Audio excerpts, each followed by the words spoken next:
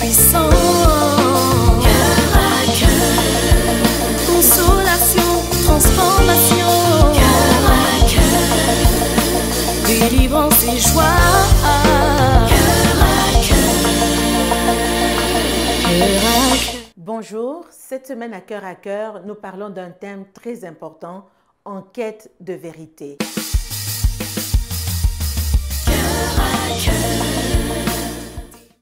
Salut, je suis Luc Loptega et vous suivez Cœur à Cœur. Bonjour et bienvenue à cette nouvelle émission de Cœur à cœur. Aujourd'hui, nous parlons d'un thème spécial, en quête de vérité. Alors, je reçois le pasteur Luc pour en parler. Bonjour, pasteur Luc. Bonjour, pasteur Nathalie, et bonjour à tous nos téléspectateurs. C'est un réel plaisir pour moi d'être invité ici pour pouvoir partager aussi ce que j'ai à cœur. Justement, l'émission, c'est Cœur à cœur. Merci, pasteur Luc. Je sais que vous êtes très occupé, donc c'est un sacrifice. Merci pour les sacrifices. Alors, aujourd'hui, nous parlons de quête de la vérité. Et pasteur Luc, pendant plusieurs années, vous étiez en quête de vérité, en recherche d'identité. Est-ce que vous pouvez nous donner votre témoignage? Ben, tout à fait. C'est un plaisir pour moi de pouvoir partager ce témoignage. C'est mon histoire. Beaucoup de personnes se posent la question pourquoi cette personne a décroché ou pourquoi cette autre personne a du mal à vraiment avancer dans la vie. Il y a des gens qui sont démotivés, il y a des gens qui ne veulent rien faire. On n'a jamais compris pourquoi ils ne veulent rien faire. C'est comme s'ils planaient, comme s'il y a quelque chose qui ne va pas. Et je fais partie de cela. Ou alors je faisais partie de cela. Oui. Avant ma conversion, j'avais un phénomène que je vivais, c'était la démotivation. Et cette démotivation était à cause d'une seule chose, une question que j'avais et dont je n'avais pas de réponse. Et c'était une question qui était existentielle. Ça veut dire que vous avez beau avoir des gens qui vous parlent de l'Évangile, vous avez beau avoir des gens autour de vous qui vous essayent de vous inviter vers la parole de Dieu ou un milieu chrétien, ou alors si c'est dans le monde séculier qui vous invite à aller travailler ou faire quoi que ce soit, mais vous n'êtes juste pas motivé. Pourquoi? Parce que vous avez des questions et tant que vous n'avez pas de réponse, c'est comme si vous ne pouvez pas avancer. Alors dans mon cas, j'avais un problème, je me posais la question, est-ce que nous sommes juste nés pour vivre et ensuite mourir? Ça, c'est la question que se posent plusieurs personnes. Hein? Voilà. Oui. Est-ce que je suis juste né pour vivre comme le voisin ou comme les gens que je connais ou que je ne connais pas? Ils sont juste nés, ils vivent, ils meurent et puis ils font du mal à ceux qui restent. Je trouvais ça quand même comme scénario un peu bizarre. Et lorsqu'on parlait de Dieu, je me posais la question, mais c'est qui ce Dieu qui peut orchestrer ou organiser un tel scénario ou un style de vie? Enfin, je me rendais compte que la vie ne servait pas à grand-chose parce qu'on sait déjà où est-ce que ça nous mène, tout ça.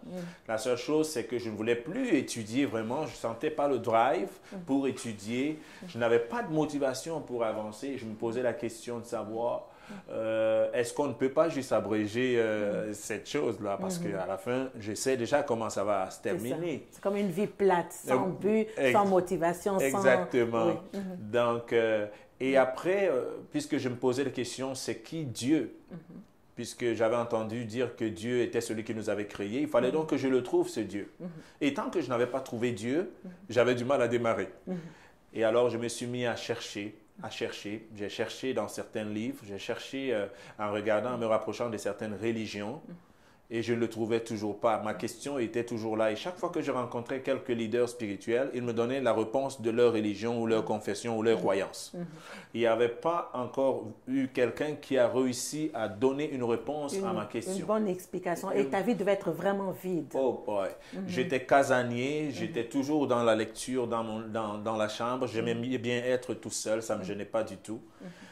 Mais quelque chose s'est passé. Un jour, j'ai été invité à aller rendre visite à une sœur aînée et je l'ai trouvée elle était sur le point d'aller à une église. Alors, je me suis dit, je ne peux pas rester seul à la maison. Alors, j'ai suivi, je suis parti et quand je suis arrivé, lorsque j'avais entendu parler d'église, je me disais que ce serait une grande bâtisse avec tout ce qu'on a comme image d'une église. Mais malheureusement, c'était une petite maison. Et je suis entré quand même. Et là, j'ai trouvé des gens en train de danser, chanter, et ces gens étaient, pour moi, je les ai trouvés trop vrais, mais il y a quelque chose qui m'intriguait. Pourquoi est-ce que ces gens pouvaient être aussi joyeux? Alors, j'ai commencé à me poser des questions. Soit alors, il y a quelque chose qui ne va pas avec eux, parce qu'on parle souvent de ces nouvelles sectes, les camps de concentration. Alors là, j'étais un peu réticent. Et c'était vraiment mot de protection là. Mais quelque chose s'est passé. Pendant qu'il chantait, et lorsque la réunion est finie, je me suis posé la question, si Dieu existe vraiment, puisque je suis supposé être là où Dieu est, on avait dit qu'il y aurait une autre réunion le mercredi d'après, là on était un dimanche, et j'ai dit, je pense qu'il y a des gens qui sont en train de jouer de la musique, je m'intéressais beaucoup à la musique, mais il y avait un seul tambour, et lorsque je voulais prendre le tambour, il y a quelqu'un qui m'a empêché de prendre le tambour, et la première fois j'ai fait une prière dans mon cœur, j'ai dit, la semaine prochaine je reviendrai, et si je ne joue pas, je ne viendrai plus jamais. Et pour la première fois, lorsque je suis revenu le mercredi d'après, j'ai réalisé que quelqu'un était venu faire un don à cette église d'un deuxième tambour. Ce qui me donnait l'opportunité de jouer aussi. Oui. Ce que je veux dire, c'est peut-être ça mon histoire, mais ça peut être une autre histoire, mais je veux juste nous dire ce qui m'a amené à comprendre que Dieu existait et qu'il me connaissait. Oui. Donc pour moi, j'ai pris ce tambour et j'ai joué de toute ma force. Mais jusque-là, je n'avais pas la réponse à ma question. Mais au moins, il y a quelque chose qui avait commencé. Et donc finalement, lorsque j'ai fini de jouer, je me suis rendu compte que, mais qu'est-ce que je fais? Là, j'étais ici dimanche dernier, je suis revenu ce mercredi, et là, j'ai joué à un tambour qui m'a fasciné, qui m'a attiré, et puis quoi encore? Alors, je suis allé vers le pasteur de cette assemblée-là. Je lui ai demandé, est-ce que je peux te poser 2 questions? Il m'a dit oui. Premièrement, pourquoi dans votre église, on ne parle que de Jésus, Jésus, Jésus, on ne parle jamais de Dieu? Ce monsieur, avec une sagesse, m'a expliqué que sans Jésus, on ne peut pas parler à Dieu parce que nous sommes souillés, nous sommes sales, nous sommes des pécheurs. C'est Jésus qui nous a lavés et qui nous rend capables de nous tenir devant Dieu qui est 3 fois saint. J'ai trouvé ça extraordinaire. Il avait bien répondu et c'était concis, je pouvais le comprendre. Deuxième question que j'ai posée. Mais pasteur Luc, toi, tu es né dans la foi chrétienne ou pas? Non, je ne suis pas né. Non, okay, donc tous les événements, c'est à ma quête de vérité. Okay. Je veux comprendre d'où est-ce que je viens avant de parler de où est-ce que je dois aller. Parce que je trouve que c'est presque impossible de pouvoir avancer sans tenir compte de l'histoire. Oui. Il est vrai qu'on ne peut pas avancer en traînant l'histoire avec nous, mais l'histoire nous permet d'avoir les outils nécessaires pour avancer et vers la bonne direction. Exactement. Donc, la deuxième question, je me suis tourné vers la personne qui jouait au tambour, parce que dimanche d'avant, il y avait un seul tambour. Et après, le mercredi, après ma prière, tout seul, il y en avait deux. Je n'étais pas chrétien. Je suis allé, j'ai demandé à cette dame, d'où vient le second tambour? Elle m'a dit, il y a un monsieur au fond de la salle qui a offert ça à l'église. Je suis allé vers le monsieur, je lui ai posé la question, pourquoi vous avez offert le tambour à l'église? Il dit, j'ai ça chez moi depuis 2 ans. Ben, j'ai juste pensé qu'il fallait que j'offre ça à l'église. Et c'est comme ça. Et alors là, je commençais à voir une influence à laquelle je ne pouvais pas attribuer un nom, mais une influence quand même, un regard qui était porté sur moi. Et je trouvais ça extraordinaire. Ben, pour couper l'histoire courte, de fil à aiguille, j'ai rencontré la foi chrétienne. J'ai rencontré le Seigneur et ça m'a permis de savoir qui exactement j'étais. De réaliser que je n'étais pas juste un accident biologique, quelqu'un qui a été juste parachuté sur la terre par accident. Et alors là, on pouvait parler de mon avenir. Depuis ce jour-là, j'ai appris l'importance de pouvoir se réconcilier avec soi-même, se réconcilier avec ses origines. Et aujourd'hui, ça fait un bon nombre d'années quand même, je peux dire que ça m'a transformé et aujourd'hui, je peux avancer non seulement avec le Seigneur, je sais exactement qui je suis, je sais où je vais et les problèmes que j'avais, je ne les ai plus parce que je sais exactement pourquoi je suis sur la terre. Pourquoi tu es là, donc tu as trouvé une réponse. Voilà, c'est ça. Alors, tu parles de réconciliation. Comment est-ce que s'est passée ta réconciliation avec tes origines? Ben, si je parlerais de réconciliation aujourd'hui, c'est parce que une des choses qui m'ont fasciné dans la foi chrétienne, c'est l'aspect de réconciliation. Parce que l'Évangile a pour but de réconcilier les hommes avec Dieu. Voilà. Je pense que le problème que j'avais, c'est qu'on me présentait l'Église, on me présentait des histoires religieuses. Mais le jour où j'ai compris que il fallait que je me réconcilie avec mon Créateur, avec le Dieu qui m'a fait, ça avait changé ma façon de voir les choses. Alors, qui parle de réconciliation, on va parler de conflit. On ne peut pas parler de réconciliation s'il n'y a pas eu un problème. Oui, oui. Donc, c'était extraordinaire pour moi de comprendre qu'en fait, le problème de l'homme, c'est qu'il y a un conflit entre lui et son Créateur, entre le Créateur et la créature. Et il faut que la créature fasse un pas, et que le Créateur qui est disponible puisse venir. Et cet ensemble de choses-là, il fallait apprendre à mettre chaque chose à sa place. Oui. Et j'avais lu dans la Bible, dans le livre de 2 Corinthiens, chapitre 5, verset 17, que si une personne est en Christ, elle est une nouvelle créature. Les choses anciennes sont passées et toutes choses sont devenues nouvelles. Et tout ceci nous vient de Dieu qui nous a réconciliés à lui par Christ. Et il a fait de nous, il nous a donné le ministère de la réconciliation. Moi, je me dis, waouh! En fait, Jésus est venu sur la terre pour nous donner accès à Dieu par le moyen de la réconciliation. Et quelqu'un ne peut pas dire qu'il n'est pas en chicane avec Dieu. À partir du moment où nous ne sommes pas là où nous sommes supposés être, nous ne menons pas la vie, l'harmonie que nous sommes supposés avoir avec notre Créateur. J'emploierai le thème beaucoup plus de Créateur et créature pour donner une bonne vision de la chose. Je dis, OK, donc en fait, je suis loin de Dieu et c'est parce qu'il y a un conflit. Il faut donc que ce conflit-là se règle et que je puisse me réconcilier avec Dieu. Et qui parle de réconciliation, parle de conciliation pour la deuxième fois. Donc, on ne peut pas réconcilier ce qui n'était pas déjà ensemble. Je disais, mais c'est extraordinaire. Ça veut dire que j'avais une place. Et cette place-là, à cause des situations, de quelque chose, je l'ai perdue. Oui. Et l'action de la réconciliation me remet à ma place. On ne peut pas parler de réconciliation de deux personnes qui n'ont jamais été ensemble. Ça me disait, waouh! Donc, voilà un peu... excusez-moi si je parle beaucoup, mais c'est que je suis excité quand je parle de ça. De réconciliation. Comment maintenant peux-tu nous définir, nous expliquer la réconciliation ou la définir? Ben, c'est vrai qu'on n'aura pas beaucoup de temps. Parlant de réconciliation, je trouve que beaucoup de personnes traversent des problèmes. Ils ont du mal à régler un problème, tant dans le domaine de la foi ou même dans la vie de tous les jours. C'est parce qu'il y a un manque de réconciliation. Donc, lorsqu'on parle de réconciliation, on ne parle pas seulement sur le plan biblique. C'est pourquoi je parlerai de 5 dimensions de la réconciliation. Les 5 dimensions de la réconciliation, la première réconciliation, c'est avec ses origines. Avec ses origines. Vous avez déjà constaté qu'un enfant qui a été adopté, et lorsque l'enfant commence à grandir, il a toujours tendance à chercher ses origines. Pour toi, tu peux ne pas sentir le besoin. Mais si tu t'arrêtes un instant, tu comprendras que c'est difficile d'avancer quand on ne sait pas qui on est. Qui on est, on veut savoir d'où on vient. On veut savoir. Qui sont ses parents, est-ce qu'on a des frères et des sœurs. On ne veut pas forcément aller habiter chez notre père géniteur, mais au moins, on veut savoir qui il était, qu'est-ce qu'il faisait, pourquoi. Même lorsque tu as un problème médical et qu'on veut t'administrer un certain traitement, on va te demander c'est quoi ton groupe sanguin. On va essayer de savoir qui étaient tes parents et ainsi de suite, le dossier médical. Donc, c'est très important pour l'être humain de connaître ses origines. Sur le plan spirituel, l'être humain est en quête de vérité et cette vérité-là va commencer d'abord par la réconciliation avec ses origines. Il n'est pas un produit d'un hasard. Il n'y a pas eu un big bang et puis il y a eu un accident biologique. Il n'est pas le fruit d'un accident biologique, il est un produit qui a été conçu, pensé par Dieu.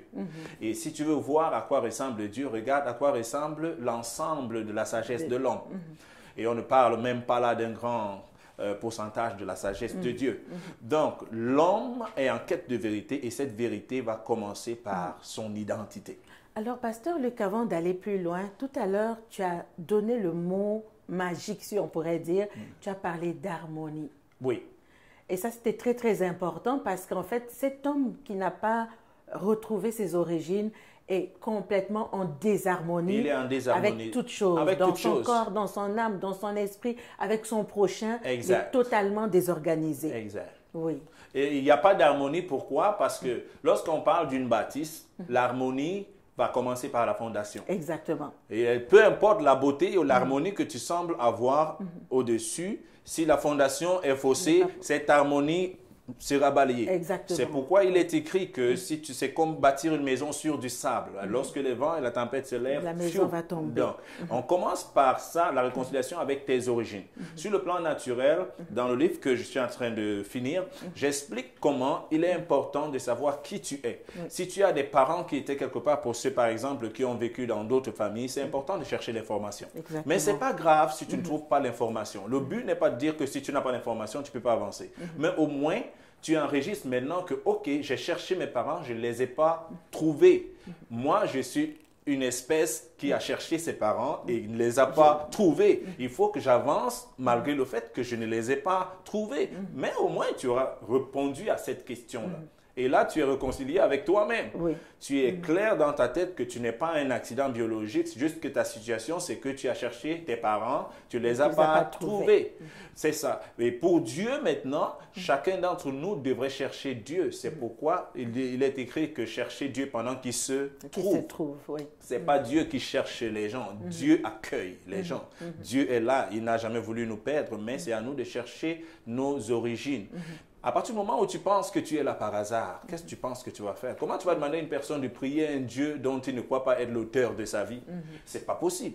Il faut que tu sois conscient qu'il y a un Dieu qui t'a pensé, qui t'a créé, qui t'a conçu et qui a des plans pour toi. Et tu te réconcilies avec ce Dieu. Parce qu'il y a un conflit qui est la rébellion depuis le temps d'Adam et Ève et qu'aujourd'hui nous héritons du péché originel. Il faut que tu confesses ce péché, tu t'alignes avec Dieu et tu réconcilies ce qui était déjà là et tu vas entrer en possession des choses qui en découlent. Ce qui m'amène au deuxième point. Donc ça, nous parlons ici du processus que tu as traversé. Exactement. Lorsque j'ai rencontré Dieu, je me suis rendu compte que, mais tiens, j'ai une belle vie. Je ne suis pas sur la terre par accident. Mes parents sont juste un moyen que Dieu a utilisé pour m'amener sur la terre. C'est mes parents, Dieu merci. Mais Dieu qui m'a envoyé sur la terre ne peut pas m'avoir envoyé sans un plan bien précis. Il dit que ces pensées sont des pensées de paix et de bonheur pour me donner un avenir meilleur. Donc c'était extraordinaire. Je me trouvais comme Superman. J'avais l'impression là que je suis invincible. Ça m'a donné la force. On va passer au deuxième point. La deuxième réconciliation, après ça maintenant, c'est la réconciliation avec son être. Oui. La réconciliation avec son être, c'est tout simplement la capacité de reconnaître que nous sommes des esprits qui ont des âmes et qui vivent dans un corps. Oui. Tout le monde aujourd'hui reconnaît que l'être humain est une entité tripartite. Ça veut dire que l'esprit, l'âme et le corps. Que tu l'acceptes ou pas, c'est comme ça. C'est pourquoi dans la société, on a des physiciens et on a également des psychologues. Un psychologue, c'est quelqu'un qui travaille sur la partie immatérielle de l'homme. Mais il fixe, il arrange, il soigne aussi. Il n'a pas besoin de piqûres pour ça, forcément. Il n'a pas besoin d'employer les techniques du physio. Donc, la réconciliation avec ton être, j'aime souvent dire, il est très important que si j'ai en face de moi une personne qui est chétive, qu'elle le soit de tous bords. Mais tu ne peux pas être robuste sur le plan physique, mais dans à l'intérieur, tu es chétif. Oui. Tu ne peux pas... Ça amène un dysfonctionnement total. Un dysfonctionnement total. Et si tu es une personne qui est forte, tu es baraqué, tu es musclé, mais lorsqu'on te contrarie juste un peu, tu commences à pleurer, tout le monde va trouver ça étrange. Okay? Le monde dans lequel nous sommes, il y a des forces naturelles, il y a des forces surnaturelles. Si tu as développé ou tu as entretenu ta force physique, qu'est-ce que tu vas faire quand tu es en face des forces spirituelles ou psychiques? C'est là où les gens se trouvent dans les problèmes. Pasteur Luc, L'émission est suivie par plusieurs personnes. Oui. Il y en a qui sont chrétiennes, il y en a qui ne sont pas chrétiennes, il y en a qui ont la foi, qui n'ont pas la foi. Oui. Quand tu parles de force spirituelle, force naturelle, qu'est-ce que tu entends par là, juste pour donner une explication à tous nos auditeurs? Ben, les forces spirituelles, à partir du moment où on s'est entendu que l'être humain a trois parties qui sont l'esprit, l'âme et le corps, je vais essayer de dire, par exemple, pour remettre les choses vraiment terre à terre. Exactement. Généralement, on dit pour prendre la décision, il faut que tu penses avec la tête, Oui. le cœur et le corps. Et le corps, voilà. Okay? Parfait. Ces trois parties-là, si tu veux te marier, tu as ta tête, tu as le cœur et tu as ton corps pour aller dans un mariage. Et bien, c'est la même chose, esprit, âme et corps. corps. Lorsqu'on parle de l'esprit, j'appellerais cette partie comme une partie qui permet de communiquer de l'homme. C'est comme le corps spirituel, le corps invisible de l'homme, qui est l'image de ta masse physique qu'on peut voir, pour simplifier les choses. Lorsqu'on parle de l'âme, on parle de l'identité, on parle de l'ensemble des émotions. Des émotions, des pensées. C'est ça. Ainsi de suite. Donc, lorsque une personne est amochée dans son âme, attristée, on le voit sur les traits de son Exactement, visage. oui. Mais lorsqu'une personne réussit... On le voit également dans ses actions. Dans ses actions. Donc ça, c'est son corps. Oui. Alors, tu ne peux donc pas prospérer sur le plan physique si tu ne travailles pas au niveau de ton âme. Si tu ne travailles pas au niveau de ton esprit, de le connecter quelque part. Parce que le rôle de l'esprit, comme j'ai dit, c'est beaucoup plus la communication. C'est notre identité spirituelle qui te permet de communiquer la source de force, que ce soit Dieu, que ce soit le diable, pour ceux qui choisissent le diable. Exactement. Ils ont une connexion avec l'esprit qu'ils ont choisi. Donc, déjà, pour les chrétiens, il est écrit que Dieu, lorsqu'il a créé l'homme, il a créé la masse physique. Et il a soufflé de son esprit. Et l'homme est devenu une âme vivante. Ça veut dire que lorsqu'il a créé, il était le corps et une âme morte. Mais l'esprit a donné vie à l'âme. Ça veut dire que chaque fois que ton esprit n'est pas connecté à l'esprit de Dieu qui vivifie, ça produit la mort de l'âme, comme les deux parties qui étaient créées au commencement. Donc, je voudrais dire ici, l'harmonie que tu dois avoir lorsque tu vis, tu as besoin que ces trois parties-là soient épanouies et pensent la même chose. Dans les Écritures, on dit que l'esprit est en conflit avec la chair. Okay? Les désirs de l'esprit sont contraires à ceux de la chair. Oui. Okay.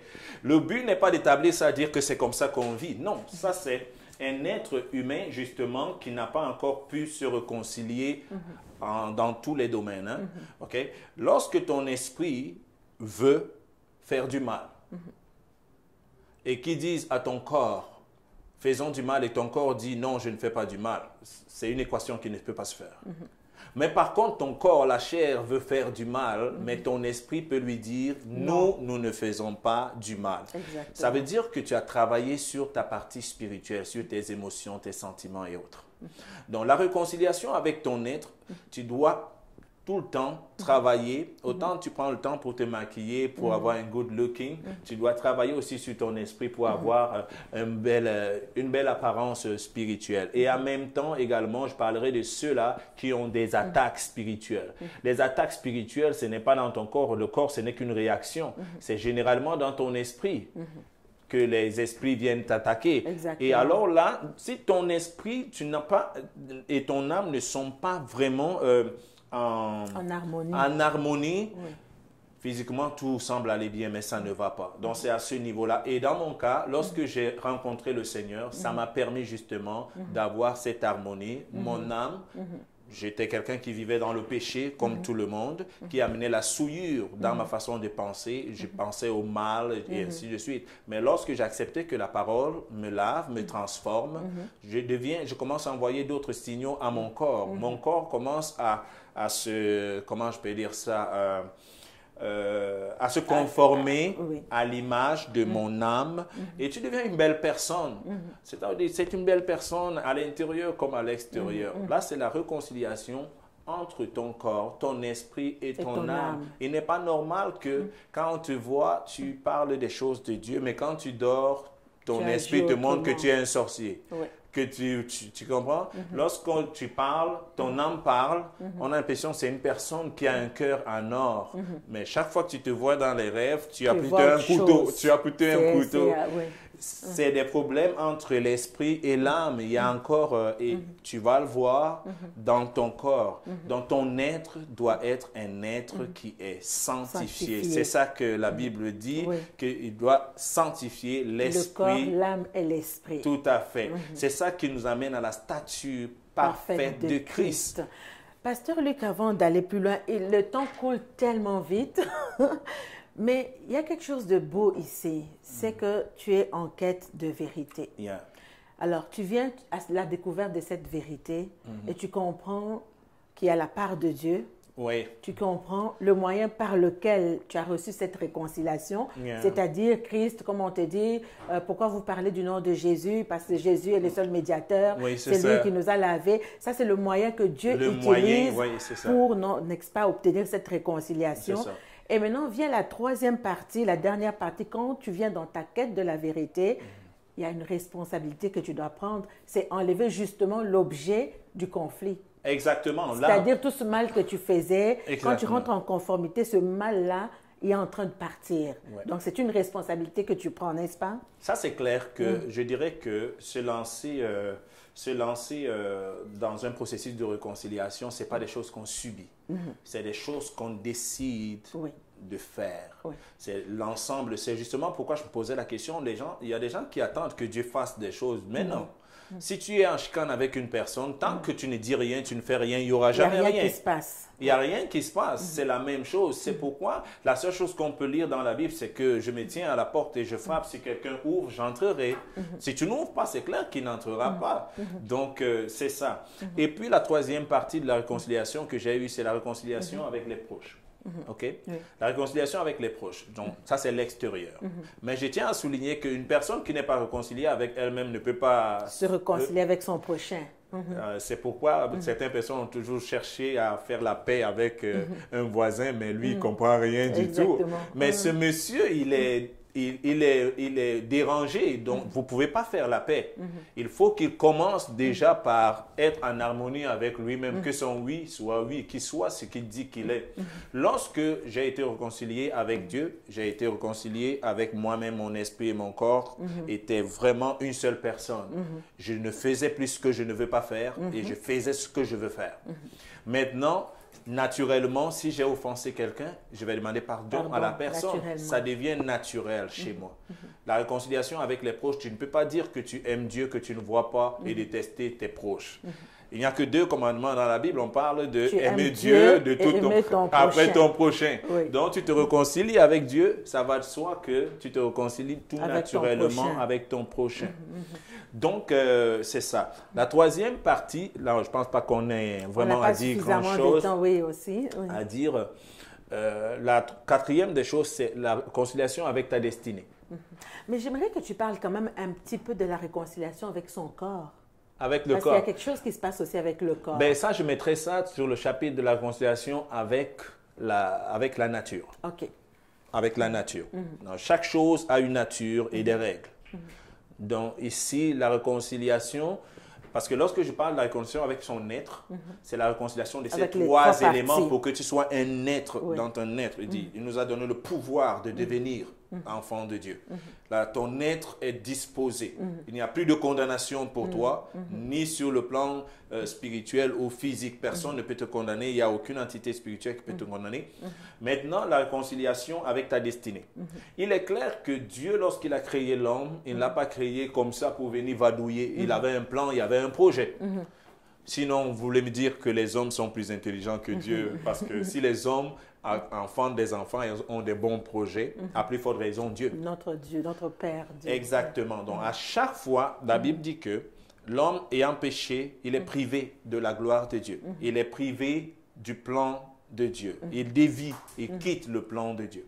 Beaucoup de gens ont des destinées qui sont obscurcies, qui ont été déviées, qui ont été retardées à cause du fait qu'ils n'ont pas encore suivi tous les processus de la réconciliation. Du moins, ils le font à tâtons, peut-être n'ont pas la bonne information. Tu dois te réconcilier avec ta destinée. Je vais parler par destinée. Il y a des gens qui ont des prédispositions, des appels. Si tu ne fais pas ce que tu es supposé faire, tu es loin de ta destinée. Exactement. Et le diable, permettez-moi le thème, le malin, ou même les jaloux, sont champions à vous faire exactement ce qui ne vous amènera jamais à l'excellence et au succès. C'est pour ça l'importance de connaître. De savoir exactement qui tu es et ce qu'il y a en toi. Oui. Donc maintenant, avec ta destinée, parce que nous tous, depuis la naissance, il y a quelque chose qui a été dit et écrit sur nous.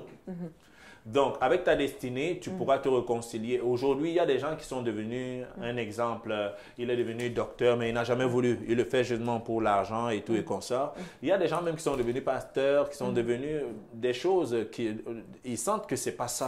C'est pas ça. Ils ne sont pas dans leur destinée, si on peut dire, ou dans leur appel. Exactement. Prends un exemple, un danseur qui a découvert que lui, il est sur cette terre pour danser. C'est extraordinaire. Tout le monde peut voir que lui, c'est un danseur né. Il est dans sa destinée, mais tu sais, l'ennemi va envoyer quelqu'un qui va essayer de faire qu'il ne danse plus, fasse autre chose et il est frustré. Mais par contre, lorsque tu connais Dieu, tu rencontres Dieu, il va te permettre de savoir que, ok, ça là, je sens que c'est là où, ça c'est ma destinée, et puis tu te remets. Je parlerai aussi pour ceux qui ont eu des attaques sur le plan spirituel. Et il y a des entités, des forces surnaturelles qui combattent contre leur destinée. Oui. Et là, tout le temps, les choses ne fonctionnent pas, ne marchent pas. Ce combat, c'est pourquoi il est écrit que nous n'avons pas à combattre, lutter contre la chair ni le sang. Mais des entités spirituelles, des forces spirituelles. Là, tu dois savoir maintenant que pour ta destinée, il y a des forces spirituelles qui ont pour mission de t'empêcher d'être là où, dans le couloir que tu as. Ça aussi, on peut travailler dessus. Donc, pour la question que tu venais... Okay. Alors, Pasteur Luc, le temps passe tellement vite. Alors, j'ai la régie qui me signale que le temps est presque écoulé. Okay. Mais j'aimerais quand même, avant qu'on finisse, de répondre à une question. Ouais. C'est qu'avant, tu sentais ce vide. Tu es totalement un homme transformé aujourd'hui. Oui. Mais je voudrais poser une question essentielle. Cette réconciliation t'amène à une certaine liberté. Oui. Parce qu'on parlait ici de responsabilité, mais je voudrais parler de liberté. Aujourd'hui, tu es un homme libre. Oui. Comment tu vis ta liberté en Christ? Eh bien, parlant de liberté, une personne qui est en conflit, c'est une personne qui se cache lorsqu'elle voit son vis-à-vis avec qui elle est engagée dans le conflit. Non, il est normal que si je n'ai plus un problème avec Dieu, je suis courageux. On dit « boldly we come ». C'est avec courage que nous venons dans sa présence. Donc, aujourd'hui, celui que le Fils a libéré est réellement libre. Et il est écrit dans Galates 5:1 que c'est pour la liberté qu'il nous a libérés, affranchis. Il ne nous a pas affranchis pour rester encore dans des cas sous un joug quelconque. Oui. Donc, je suis totalement libre parce que, comme je le disais, pour conclure mes propos, je me suis même réconcilié avec la nature. Parfois, vous trouvez que les gens sont extrémistes lorsque les gens vont vous dire non, il ne faut pas tuer les bêtes, il ne faut pas faire comme ça, mais il y a une vérité là-dedans. Vous m'avez parlé, par exemple, les gens qui veulent se réconcilier avec leur corps. Comment vous dites-vous que quelqu'un qui pêche contre son corps, c'est-à-dire qui est en chicane avec son corps, tu donnes à ton corps ce que ton corps ne veut pas, ou bien ce dont il n'a pas besoin. Voilà. Tu es en train de pécher, le corps va te retourner ça, il va te donner des formes que tu veux peut-être pas. Ou alors au niveau de ta santé, tu vas prendre un coup. Mais lorsque tu te réconcilies, tu vas commencer à savoir que la nature, elle est là et il y a des règles avec la nature. C'est pourquoi il ne faut pas mélanger les affaires entre la réconciliation avec Dieu et sur le plan pratique. C'est comme les relations entre deux personnes. C'est des relations naturelles. Là, sur le plan physique, il y a des règlements, des règles qu'on devrait observer. Si tu fais à autrui ce que tu n'aimerais pas qu'on te fasse, tu vas récolter. Il va te le faire. Okay? Donc, c'est un peu ça. Aujourd'hui, mon esprit, mon âme, mon corps s'appelle Luc Loctega les trois. Et tous sont exactement à Montréal, assis dans ce bureau. Il n'y a pas, pendant que je parle ici, mon esprit est en train d'être manipulé ailleurs. On est en train de gifler mon esprit. Ces gens qui font les vaudous, qui piquent les piqûres, qu'est-ce qu'ils font? Ils appellent ton esprit pour piquer les piquures. Pour le détruire, effectivement. Donc, c'est ça. Là, on rentre dans des choses profondes. Pasteur Luc, ça veut dire qu'on aura besoin que tu reviennes pour une autre émission où on peut approfondir. Mais j'aimerais souligner, tu m'en as parlé, que tu es en train d'écrire un livre, que tu es en train de finir. Est-ce que, rapidement, avant de finir cette émission, est-ce que tu peux nous donner un avant-goût, quelque chose de ce livre qui va bientôt paraître? C'est ça, je pense que c'est l'avant-goût que je viens de donner, mais juste que je vais donner quelques astuces, dont 5 points. Pour ceux qui peuvent noter juste comment entretenir ou comment engager un processus de réconciliation. Que ce soit avec Dieu, que ce soit avec ton être, que ce soit avec tes proches ou que ce soit avec la destinée ou la nature. La première chose, c'est qu'il faut identifier le conflit. Identifier le conflit. C'est quoi le problème entre vous deux? Je vais prendre un cas pratique. Tu es dans un conflit avec une personne. La première des choses, c'est qu'il faut identifier le conflit. N'identifie pas la personne que tu aimes sa tête ou tu n'aimes pas sa tête. C'est le conflit qu'on règle. Il faut identifier. C'est pourquoi les gens qui disent que je comprends. On ne comprend pas les gens, on comprend les situations. Si tu comprends les gens, tu peux te tromper parce que tu ne connais pas les gens. Dieu peut nous comprendre, mais nous, on doit comprendre la situation. Donc, identifier le conflit. La deuxième chose, la prise de conscience de ta responsabilité dans le conflit. Ça, c'est très important. Oui. La prise de conscience. Je prends un exemple. Identifier le conflit, ça veut dire qu'on a un problème de discussion d'héritage. Un exemple. Deuxième chose, la prise de conscience de ma responsabilité. J'avoue que j'ai mal entamé la chose, j'ai mal parlé de toi. J'avoue que je ne t'ai jamais parlé de ça, j'ai plutôt parlé derrière. Donc, il faut prendre tes responsabilités. Il n'y a pas une personne qui cherche à se réconcilier, qui pense que c'est l'autre qui a tort. Et ça n'existe pas. Même avec Dieu, Dieu attend de nous, il dit qu'il est là, il attend si nous nous humilions, si nous confessons. Voilà, c'est ça. Lui, il donne la conviction, mais il ne fait rien pour nous. C'est à nous. Donc, la troisième chose, c'est le bon moment. Il y a un temps pour chaque chose. Il y a un temps pour la guerre, il y a un temps pour la paix. N'allez pas croire que le but de la réconciliation, c'est que tu vas te réconcilier même avec le diable. Dieu ne sait pas réconcilier avec le diable. Ça, c'est dans l'autre émission, on en parlera. Il n'y a pas de réconciliation avec le diable. Il n'y a pas de réconciliation. Donc, le bon moment, il y a un temps pour chaque chose. Et sur ce sujet-là, j'aimerais m'arrêter quelques secondes. Je sais qu'on a totalement débordé. C'est que dans ce temps où on attend le bon moment, je pense que c'est un temps de prière. Oui, exactement. Pour que Dieu prépare les cœurs à la réconciliation. Exactement. Justement. Comme par exemple la réconciliation avec Dieu, c'est maintenant. Oui. Lui, le calendrier, là, lui, le salut, c'est aujourd'hui, le jour du salut. En fait, j'ai vu comment c'est extraordinaire, certaines précisions dans la Bible qu'on ne comprenait pas le sens. Et quatrièmement, après on aura fini, c'est l'offre et l'échange. Dans toute négociation, il faut être prêt à donner quelque chose. Tu ne vas pas aller négocier qu'on va faire la paix, mais tu n'es pas prêt à donner un sacrifice.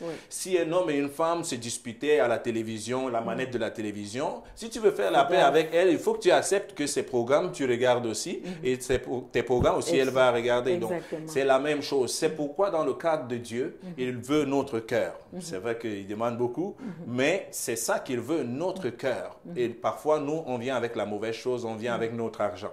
Et parfois, on ne trouve donc pas la vraie réconciliation avec lui. On devient des enfants rebelles dans la maison de Dieu. Pour finir, le respect de tes résolutions.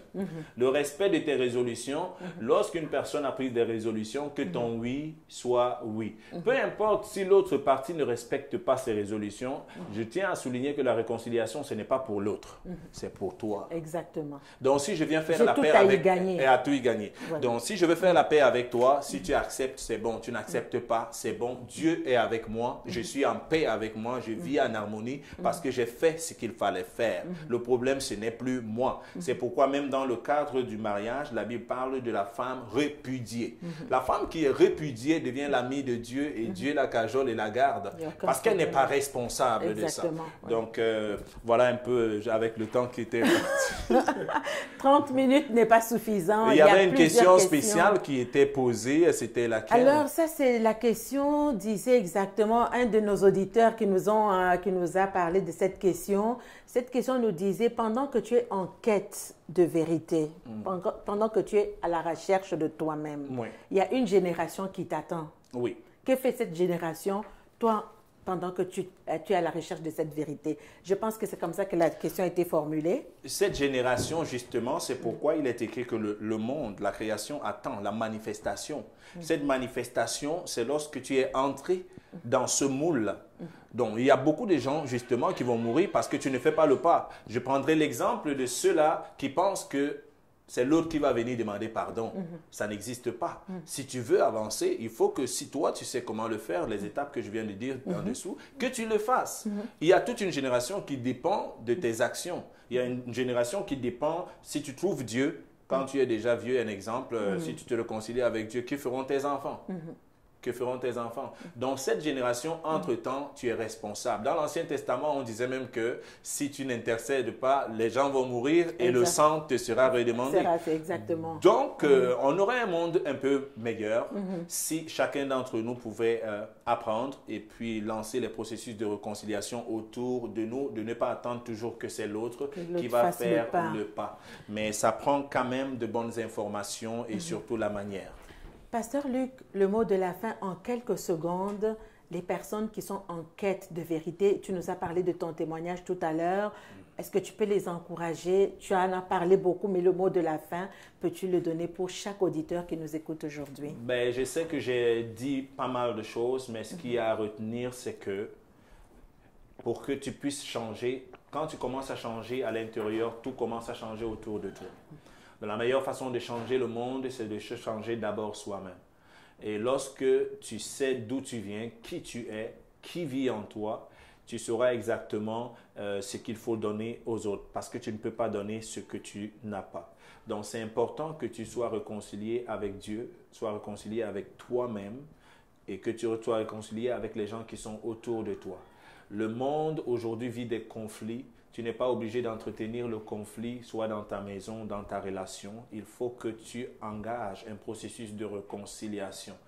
Parce que la même mesure que tu utilises pour les autres, c'est la même mesure qui sera utilisée pour toi. Pardonne-nous nos offenses comme nous pardonnons à ceux qui nous ont offensés. Donc, je veux vous conseiller de vraiment prendre ce message comme un conseil. Et pour ceux-là qui ont des tendances suicidaires, c'est un conflit. Ça, je le dis avec fermeté, c'est un conflit entre ton âme, ton esprit et ton corps. Et on peut t'aider avec ça. Je pense qu'il y a des numéros pour cette émission. Pour ceux qui ont besoin d'aide, vous pouvez être aidés, suivis, afin que vous deveniez la meilleure version de vous-même. Que le Seigneur vous bénisse. Merci. Merci, Pasteur Luc, d'avoir répondu à cette invitation. Merci également à tous ceux qui nous ont suivis aujourd'hui. Effectivement, si vous voulez nous rejoindre, vous pouvez m'appeler directement 514-716-2577 ou nous écrire à notre courriel coeur-à-coeur7@gmail.com. Et si vous voulez rejoindre le Pasteur Luc directement, vous pouvez l'appeler au 514-546-2023. Tu es mieux placé pour me donner ton téléphone. C'est bon. Donc, 514-546-2023. Voilà, écrivez-nous, visitez notre page web. Merci d'avoir été là et à très bientôt pour une prochaine émission. Que le Seigneur vous bénisse. Cœur à cœur, témoignage puissant. Cœur à cœur, consolation, transformation. Cœur à cœur, témoignage puissant. Cœur à cœur, consolation, transformation. Cœur à cœur, délivrance et joie. Cœur à cœur, cœur à cœur.